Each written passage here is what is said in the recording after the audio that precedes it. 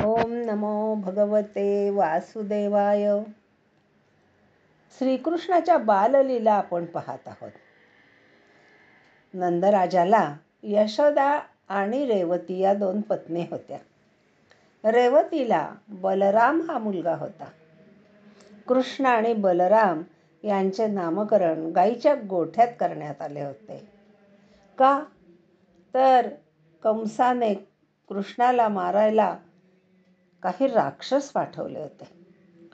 त्याचा पहारा सगळीकडे होता. गुरु गर्गमुनी यांनी दोन्ही बालकांचे नामकरण केले. काळा म्हणून कृष्ण आणि वसुदेवाचा मुलगा म्हणून वासुदेव ही नावे ठेवण्यात आली. कृष्ण हा ईश्वराचा अवतार होता. त्याने लहान असताना आपले खरे रूप दाखवले. असे झाले की गर्गमुनी दुसऱ्याच्या हातचे खात नव्हते, म्हणून यशोदेने त्यांना खीर करण्याची सामग्री दिली.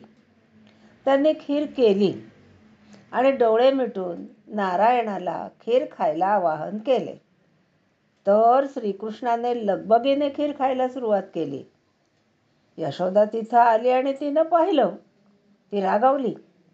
तेव्हा कृष्ण कसा म्हणतो, त्याने नारायणाला ये म्हणले म्हणून मी गेलो, मीच नारायण आहे. यशोदा म्हणाली, ते कसं काय? त्यावेळी त्याने गर्गमुनींना चतुर्भुज रूपाचे दर्शन दिले. ते पाहून यशोदा आणि गर्गमुनी धन्य झाले. असेच एकदा बालकृष्ण 3 महिन्याचा झाला असताना तो एका अंगावर वळू लागला.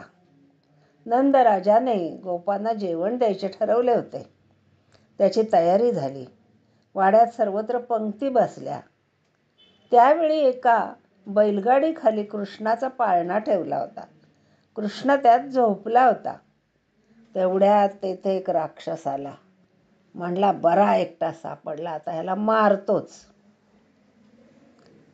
आणि तो कृष्णाच्या जवळ जवळ यायला लागला. तो आता त्याला मारणार. तोच कृष्णाने आपल्या पायाने त्याला दूर ढकलले. तो लांब जाऊन पडला आणि मेला. जवळपास मुले खेळत होती. त्यांना खूप आश्चर्य वाटलं. त्यांनी ही गंमत सगळ्या गोपगोपिकांना सांगितली.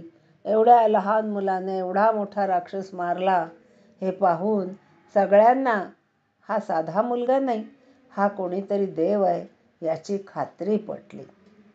जय श्रीकृष्ण. तुम्हाला गोष्ट आवडली असेल तर जरूर सबस्क्राईब करा आणि शेअरही करायला सांगा.